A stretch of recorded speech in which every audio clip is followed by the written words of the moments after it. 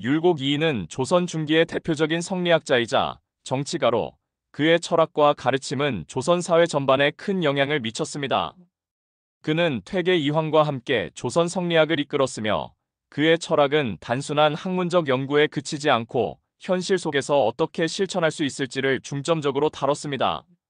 이이는 조선 중기의 혼란스러운 정치 상황 속에서도 도덕적 원칙을 지키면서 동시에 현실의 문제들을 해결하기 위한 실천적 철학을 제시했습니다. 율곡 이이는 사람은 의로움을 최우선으로 삼고 지혜로 행동해야 한다는 말을 남겼습니다. 이 명언은 그의 철학적 핵심을 잘 담고 있으며 인간이 도덕적 기준을 세우고 그것을 실천하는 데 있어 지혜가 필요하다는 것을 강조한 말입니다.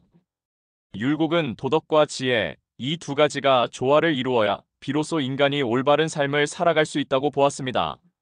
지금부터 우리는 율곡 이이의 일생을 따라가면서 그가 남긴 철학과 가르침이 오늘날 우리에게 어떤 의미를 갖는지, 그리고 특히 중장년층에게 어떤 교훈을 주는지에 대해 깊이 있게 이야기해 보려고 합니다. 그의 삶과 철학을 이해하는 것은 오늘날 우리 삶 속에서 도덕과 지혜가 어떻게 적용될 수 있는지를 고민하는 데 큰 도움이 될 것입니다. 첫째, 율곡 이이의 생애와 학문적 성장. 율곡 이이는 1536년 조선 중기의 명문가에서 태어났습니다. 그의 본명은 이이이며 자는 수컨, 호는 율곡입니다. 율곡 이이는 조선 중기 성리학의 대표적인 학자로 어린 시절부터 학문적 재능을 보였고 그의 어머니인 신사임당으로부터 큰 영향을 받았습니다. 신사임당은 조선 역사에서 가장 유명한 여성 예술가이자 교육자로 율곡 이이에게 도덕적 삶과 예술적 감각을 심어준 인물이었습니다. 어머니의 영향 덕분에 이이는 어려서부터 학문에 몰두할 수 있었고 13세의 나이에 과거 시험에서 장원급제를 하여 조선 역사상 가장 어린 나이에 과거에 합격한 인물로 기록되었습니다. 이이는 어릴 때부터 학문적 성취를 이룩했지만 단순히 학문을 탐구하는 것에 그치지 않았습니다. 그는 학문을 통해 도덕적 기준을 세우고 그것을 바탕으로 현실 세계에서 어떻게 실천할 것인지에 대해 깊이 고민했습니다. 율곡 이이의 학문적 여정은 성리학을 중심으로 전개되었습니다. 성리학은 주자의 철학을 바탕으로 인간의 본성과 도덕적 삶에 대해 탐구하는 학문입니다. 이이는 성리학을 깊이 탐구하면서도 이를 조선 사회의 현실에 맞게 적용하려는 노력을 기울였습니다. 그는 도덕적 원칙과 실천적 지혜가 함께 조화를 이뤄야 한다고 보았고, 이를 통해 현실 사회의 문제들을 해결하고자 했습니다.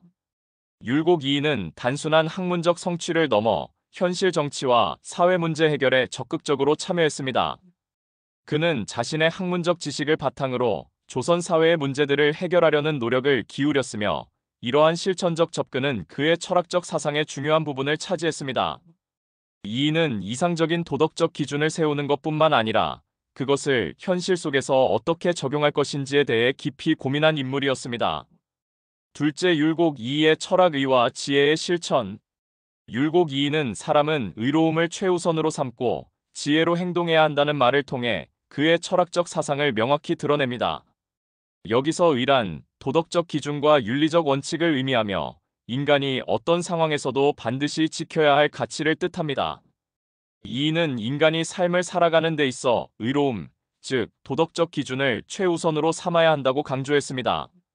그가 말하는 의로움은 단순한 도덕적 행위가 아니라 인간이 살아가는 데 있어 중심을 잡아주는 중요한 원칙이자 가이드라인입니다. 율곡 이이는 의로움이 단순한 이상적 가치에 그쳐서는 안 되며 반드시 현실 속에서 실천되어야 한다고 보았습니다. 그런데 여기서 중요한 것은 의로움을 실천하는 데 있어 지혜가 필요하다는 점입니다. 지혜란 단순한 지식의 축적을 넘어서 현실에서 그 지식을 어떻게 활용할 것인가에 대한 판단력입니다. 이이는 의로움과 지혜가 함께 어우러져야 비로소 올바른 행동이 가능하다고 보았습니다. 즉, 도덕적 기준을 세우는 것만큼이나 그것을 현실에서 어떻게 실천할 것인지에 대한 지혜로운 판단이 중요하다는 것입니다. 율곡 이이는 이 두 가지 덕목이 함께 작용해야만 인간이 올바른 삶을 살아갈 수 있다고 강조했습니다. 의로움이 없는 지혜는 그저 얕은 수단에 불과하고 지혜 없는 의로움은 현실에서 실천될 수 없다는 것입니다. 현대 사회에서도 율곡 이이의 이 가르침은 매우 중요한 시사점을 제공합니다. 우리는 도덕적 기준을 세우는 것도 중요하지만 그것을 현실에서 어떻게 실천할지에 대한 고민을 함께 해야 합니다. 도덕적 가치와 지혜로운 판단이 조화를 이룰 때 비로소 우리가 살아가는 세상에서 의미 있는 변화를 이끌어낼 수 있습니다. 셋째, 율곡 이이의 경세치용 사상과 현실적 접근. 율곡 이이의 철학은 단순히 이상적인 도덕적 기준을 세우는 데 그치지 않고 그것을 현실에서 어떻게 실천할 것인지에 대한 깊은 고민을 담고 있습니다. 그의 철학은 경세치용으로 표현되는데 이는 학문이 단순히 이론에 머무르지 않고 실제로 현실 세계에서 유용하게 적용되어야 한다는 사상입니다. 율곡 이이는 학문이 현실 문제를 해결하는 데 기여해야 한다고 믿었습니다. 그는 도덕적 원칙을 강조하면서도 그 원칙이 현실에서 어떻게 작동할 수 있을지를 고민했습니다. 이이는 사회의 여러 문제를 해결하기 위해 자신의 학문적 지식을 바탕으로 현실적 대안을 제시했습니다. 그 대표적인 예가 바로 10만 양병설입니다. 이는 국방력을 강화하기 위해 10만 명의 군사를 양성해야 한다는 주장으로 당시 조선의 국방 상황을 냉철하게 분석한 결과였습니다. 율곡 이이는 조선의 국방이 매우 약화되어 있다는 점을 지적하며 외부의 침략에 대비해 강력한 군사력을 키워야 한다고 주장했습니다. 그는 현실의 위협을 직시하며 그것을 해결하기 위해 구체적인 정책을 제안했습니다. 이 제안은 그의 실천적 철학을 잘 보여주는 사례로 이상적인 도덕적 가치와 현실적 문제 해결이 어떻게 조화를 이룰 수 있는지를 보여줍니다. 또한 율곡 이이는 교육의 중요성을 매우 강조했습니다. 그는 교육이 단순히 지식을 전달하는 데 그치는 것이 아니라 현실 문제를 해결할 수 있는 능력을 길러줘야 한다고 보았습니다. 이를 위해 이이는 교육제도의 개혁을 주장하며 학생들이 도덕적 기준을 세우고 그것을 바탕으로 현실에서 지혜롭게 문제를 해결할 수 있는 능력을 길러야 한다고 강조했습니다. 이는 오늘날의 교육에도 중요한 시사점을 줍니다. 현대 사회에서도 교육의 역할은 매우 중요합니다. 도덕적 가치를 배우는 것도 중요하지만 그 가치가 현실에서 어떻게 작동할 수 있는지를 배워야 합니다. 율곡 이이는 도덕과 지혜의 조화를 통해 현실에서 문제를 해결하는 능력을 길러야 한다고 강조했으며 이는 오늘날에도 유효한 가르침입니다. 넷째, 율곡 이이의 정치적 활동과 개혁적 제안. 율곡 이이는 단순히 학문적 연구에만 머무르지 않고 자신의 철학을 바탕으로 적극적인 정치 활동을 펼쳤습니다. 그는 조정에서 높은 관직을 역임하며 조선 사회의 문제들을 해결하기 위해 다방면에서 개혁적 제안을 했습니다. 그의 정치 활동은 그의 철학이 현실 세계에서 어떻게 구현될 수 있는지를 보여주는 중요한 사례입니다. 율곡 이이는 조선 사회의 안정과 발전을 위해 다양한 개혁을 제안했습니다. 그중 가장 유명한 것이 바로 10만 양병설입니다. 이이는 당시 국방력이 약화된 조선의 현실을 직시하며 외부의 위협에 대비하기 위해 강력한 군사력을 양성해야 한다고 주장했습니다. 그의 10만 양병설은 국방력 강화뿐만 아니라 조선 사회의 안정과 지속 가능성을 도모하는 중요한 정책이었습니다.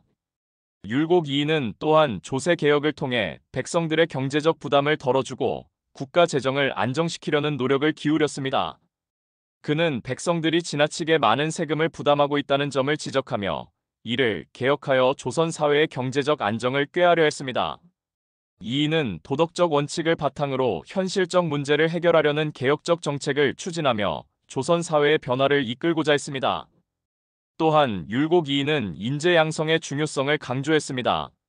그는 조선 사회가 발전하기 위해서는 도덕적 기준을 갖춘 인재들이 필요하다고 보았으며 이를 위해 교육제도를 개혁하고 학생들이 현실에서 문제를 해결할 수 있는 능력을 기르도록 해야 한다고 주장했습니다.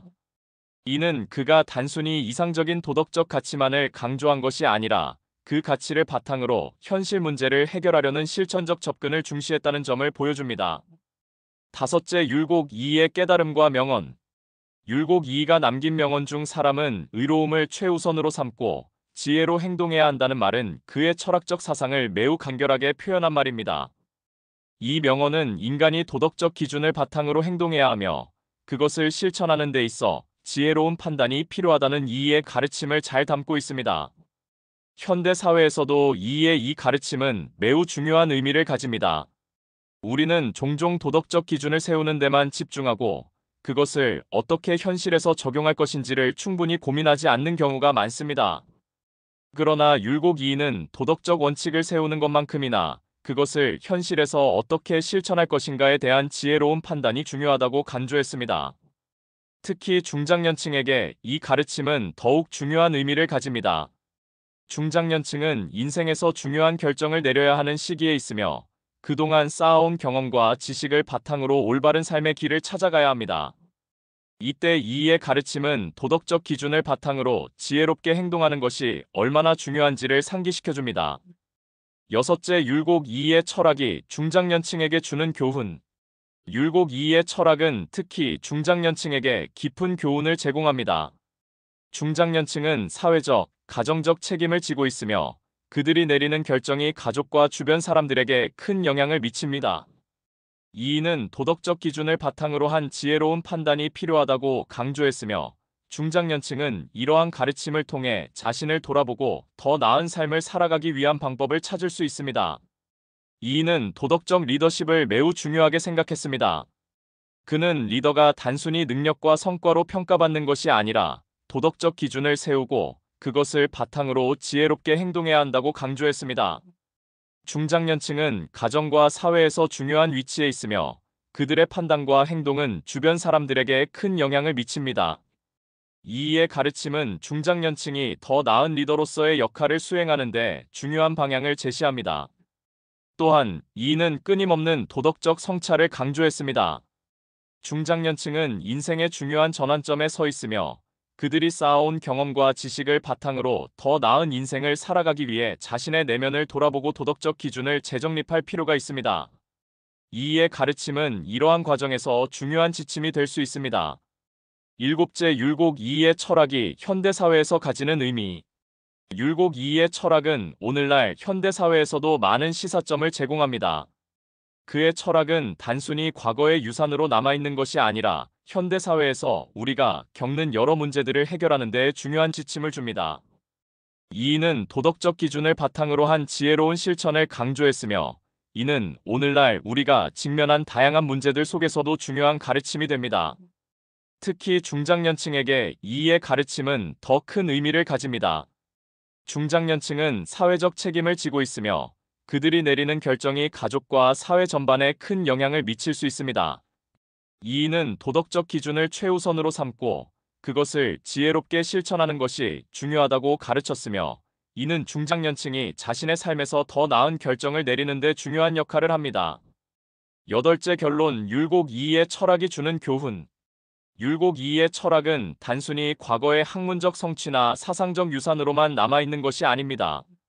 그의 가르침은 오늘날의 현대사회에서도 매우 깊은 의미를 지니며 우리가 당면한 수많은 문제들을 해결하는 데 중요한 지침이 될 수 있습니다. 이인은 도덕적 원칙과 실천적 지혜의 조화를 통해 인간이 올바르게 행동해야 한다고 강조했습니다. 그리고 이러한 가르침은 현대사회 속에서도 우리가 진정으로 추구해야 할 가치와 방향을 제시해줍니다. 현대사회는 그 어느 때보다도 빠르게 변화하고 있으며 그로 인해 우리는 종종 도덕적 가치와 윤리적 기준을 소홀히 여기는 경향이 있습니다.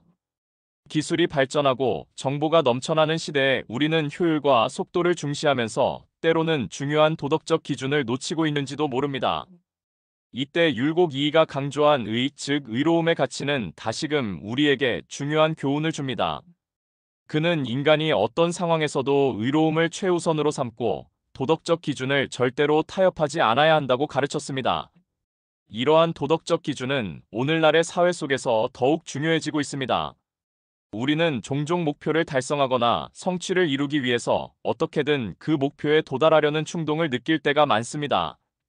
때로는 더 빠르게, 더 효율적으로 성과를 내기 위해 불법적이거나 비윤리적인 방법을 선택하는 경우도 있을 수 있습니다.